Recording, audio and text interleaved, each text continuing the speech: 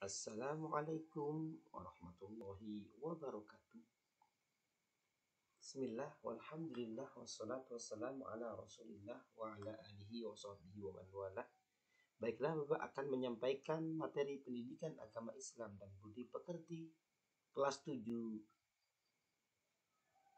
semester genap atau semester 2 untuk siswa SMP atau MTS. Sampaikan oleh Bapak Maksud. Sebelum kita memulai mata pelajaran pendidikan agama Islam bab kedua tentang akhlak terpuji, alangkah baiknya kita memulainya dengan berdoa kepada Allah Subhanahu wa taala, memohon agar ilmu yang kita cari, agar ilmu yang kita gali pada hari ini diberikan ilmu yang bermanfaat oleh Allah Subhanahu wa taala. Marilah kita berdoa bersama-sama dengan diawali dengan Bismillahirrahmanirrahim. Rabbi shrah li sadri wa yassir li amri wahlul 'uqdatam min lisani yafqahu qawli. Rabbi zidni ilma warzuqni fahma. Amin ya rabbal alamin. Baiklah anak-anakku, mari kita mulai tentang materi bab 2 akhlak terpuji, yaitu hormat dan patuh kepada orang tua dan guru, empati terhadap sesama. Hormat dan patuh kepada guru dan empati terhadap sesama merupakan suatu yang kita amalkan dalam kehidupan sehari-hari.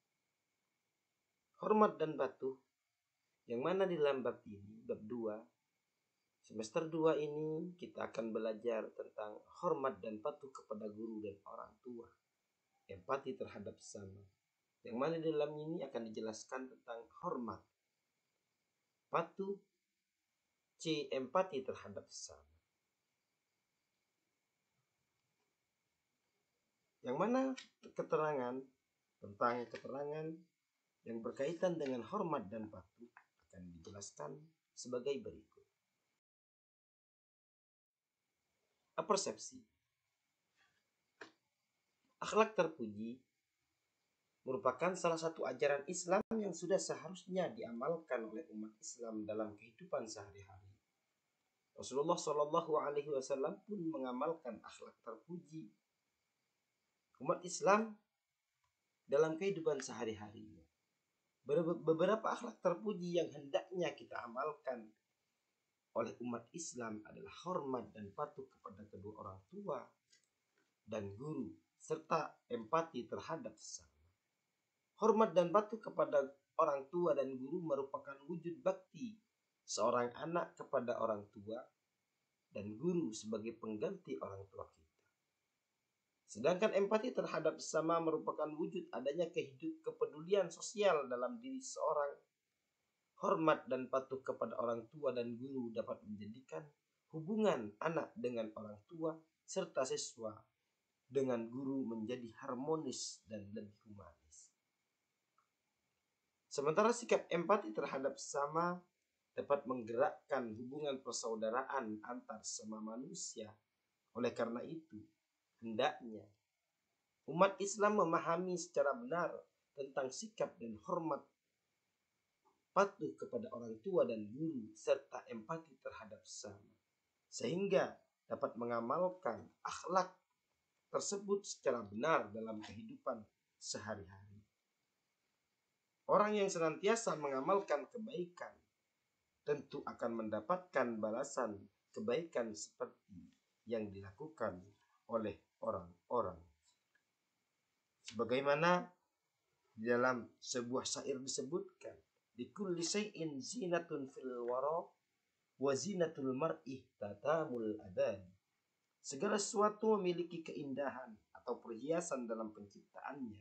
Sebaik-baik perhiasan seorang adalah kesempurnaan akhlaknya. Akhlak itu dibagi menjadi dua, akhlak terpuji dan akhlak tercela. Akhlak mahmudah dan akhlak madmumah. Sebagaimana yang kita pelajari di semester 1 kemarin, yaitu kita belajar tentang akhlak terpuji atau akhlak mahmudah, jujur, berkata apa adanya, amanah, menyampaikan amanah, dan istiqomah atau konsisten. Dan lawan kata daripada akhlak terpuji adalah akhlak tercela atau madmumah. Semester 1 sudah dijelaskan, lawan kata jujur adalah dusta atau berbohong. Lawan kata amanah adalah khianat atau berkhianat. Lawan kata istiqomah atau pelintan, tidak mempunyai pendirian. Sedangkan di semester 2 kita akan mempelajari tentang hormat dan patuh, empati terhadap sesama. Lawan kata daripada ini yaitu hormat, lawan kata memungkiri atau mengecilkan, menghinakan. Patuh lawan katanya bantah atau melanggar. Empati terhadap sama lawan katanya antipati. Antipati adalah perasaan tidak suka yang teramat dalam akan sesuatu atau seseorang. Hormat dan patuh. Mahuwal hormat, apa sih makna hormat itu? Hormat adalah sikap atau perbuatan yang menandakan rasa menghargai, takdim, khidmat, dan sopan. Makna patuh adalah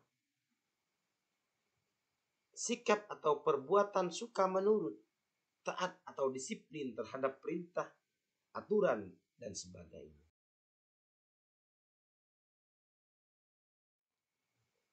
Sikap dan hormat dan patuh. Sikap hormat dan patuh memiliki beberapa bentuk yang dapat diamalkan dalam kehidupan sehari-hari. 1. Sikap hormat dan patuh kepada orang tua. 2. Sikap hormat dan patuh kepada guru. Hormat dan patuh kepada orang tua. Yang dimaksud dalam hal ini adalah ibu dan bapak. Keduanya merupakan perantara bagi manusia yang terlahir ke dunia ini atas izin Allah Subhanahu wa Ta'ala. Orang yang telah merawat dan membesarkan diri kita, mendidik tanpa pamrih dari buayan sampai kita dewasa. Sehingga yang dimaksud hormat dan menghormati orang tua adalah sikap atau perbuatan yang menandakan rasa menghargai, takdim, khidmat, sopan terhadap orang tua, dan merupakan salah satu bentuk ketaatan dan kepatuhan terhadap orang tua. Dalil perilaku terhormat dan patuh kepada orang tua adalah yaitu surah Al-Baqarah ayat 83 yang berbunyi, yang artinya, dan ingatlah ketika kami mengambil janji dari Bani Israel, janganlah kamu menyembah selain Allah dan berbuat baiklah kepada kedua orang tua, kerabat, anak yatim, dan orang-orang miskin, dan bertutur katalah kepada manusia dengan tutur kata yang baik. Laksanakanlah sholat dan tunaikanlah zakat. Tapi kemudian kamu berpaling mengingkari kecuali sebagian kecil dari kamu, dan kamu masih menjadi pembangkang.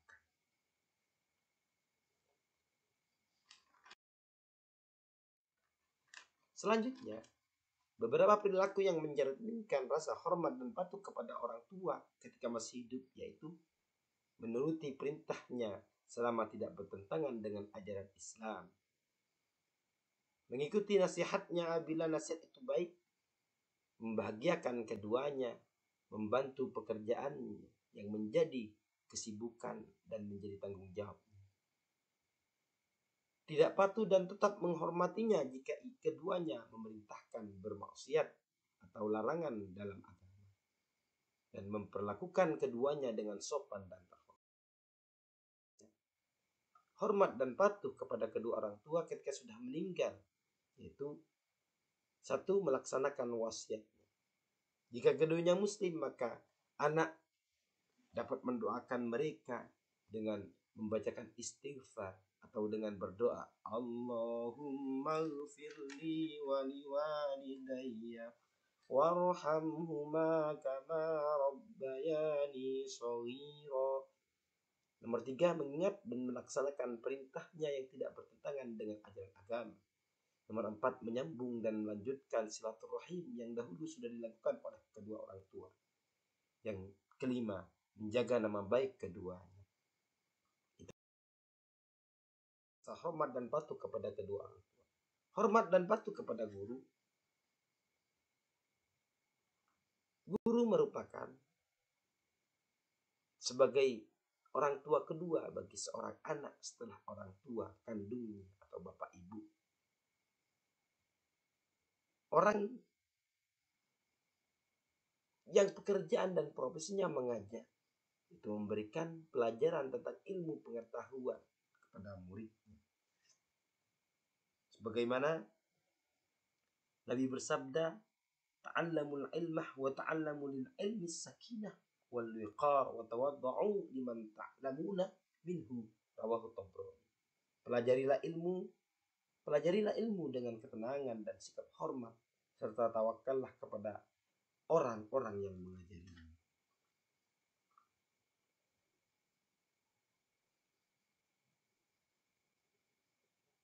Yang dimaksud hormat atau menghormati guru yaitu sikap atau perbuatan yang menandakan rasa menghargai, taklim, khidmat, dan sopan terhadap guru, dan merupakan salah satu bentuk ketaatan dan kepatuhan terhadap guru, dinamakan hormat dan patuh.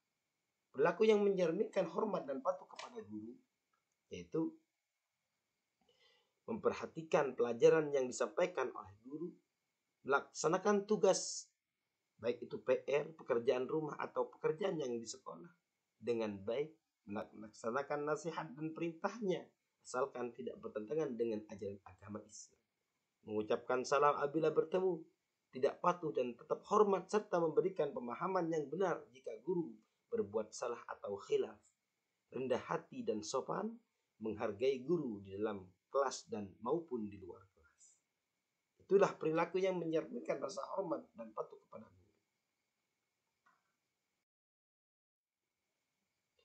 Ayat dan hadis yang menjelaskan tentang empati. Sebagaimana disebutkan dalam surah An-Nisa ayat 8 yang berbunyi, wa idza hadaral qismata ulul qurba wa idza hadaral qismata ulul qurba wal yatama wal masakin farzuquhum minhu wa qulu lahum qawlan ma'rufa, yang artinya terjemahannya, dan apabila sewaktu pembagian itu hadir beberapa kerabat, anak yatim dan orang-orang miskin, maka berilah mereka dari harta itu sekedarnya dan ucapkanlah kepada mereka perkataan yang baik. Sedangkan hadis yang menerangkan tentang empati adalah an Anas radhiyallahu an Nabi sallallahu alaihi wasallam qala la yu'minu ahadukum hatta yuhibbu li akhihi ma li yuhibbu li nafsi, yang artinya dari Anas radhiyallahu an dari Nabi Muhammad sallallahu alaihi wasallam, beliau bersabda, tidak sempurna iman salah satu di antara kalian sehingga ia mencintai saudaranya sebagaimana ia mencintai dirinya sendiri, rawahul Bukhari. Empati terhadap sesama. Ketika kata empati pertama kali berasal dari bahasa Yunani yaitu empatia, yang berarti ikut merasakan. Kata ini pada awalnya digunakan oleh para teoretikus estetika untuk menjelaskan tentang kemampuan memahami pengalaman subjektif orang lain. Adapun menurut istilah, yang dimaksud dengan empati adalah kemampuan seorang dalam ikut atau menghayati perasaan dan pengalaman orang lain. Seorang tersebut tidak hanyut dalam suasana orang lain, tapi memahami apa yang dirasakan orang lain. Secara lebih luas, empati diartikan sebagai keterampilan sosial, tidak sekedar ikut merasakan pengalaman orang lain, tapi juga mampu melakukan respon kepedulian terhadap perasaan dan perilaku orang tersebut. Kemampuan berempati dapat menjadi kunci keberhasilan dalam bergaul dan bersosialisasi dengan masyarakat. Islam mengajarkan kepada kita untuk bersikap empati seperti rasa saling memiliki, bersifat pemurah, saling membantu, tolong menolong atau gotong royong, berkata yang baik kepada yang lain, dermawan dengan memberi kepada fakir miskin dan anak yatim yang berkekurangan dan lain sebagainya.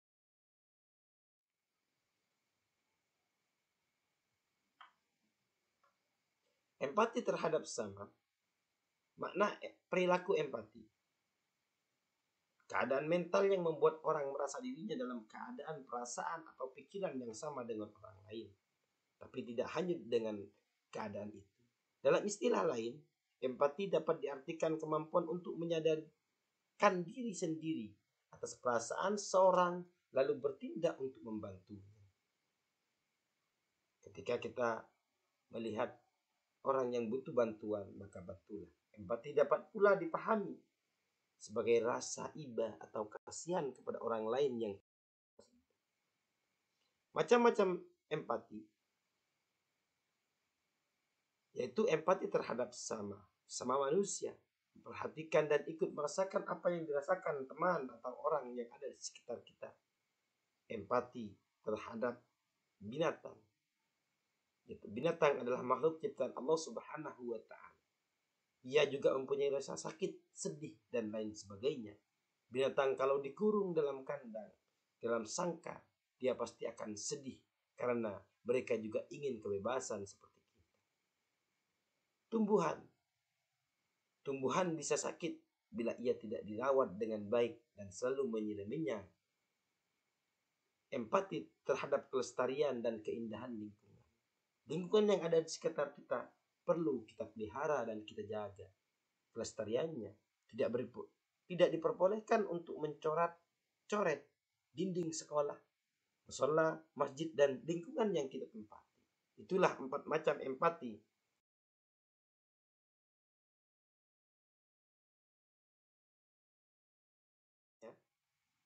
Cara menumbuhkan rasa empati dalam diri kita terhadap sama sebagai implementasi dari surah An-Nisa ayat 8 dan hadis yang terkait dia, yaitu mengambil manfaat dari perbedaan, yaitu mencoba belajar, mendengar pendapat orang lain, peka terhadap perasaan orang lain, membayangkan seandainya dia adalah aku. Dan yang kelima, sering berlatih mengorbankan milik kita untuk kepentingan orang lain atau kepentingan orang banyak setelah kita cukup dalam kebutuhan kita. Yang terakhir, berusaha membahagiakan orang lain. Itulah di antara cara menumbuhkan rasa empati terhadap sesama. Maka tumbuhkan rasa empati kita dengan menerapkan 6 hal di atas. Hikmah rasa empati.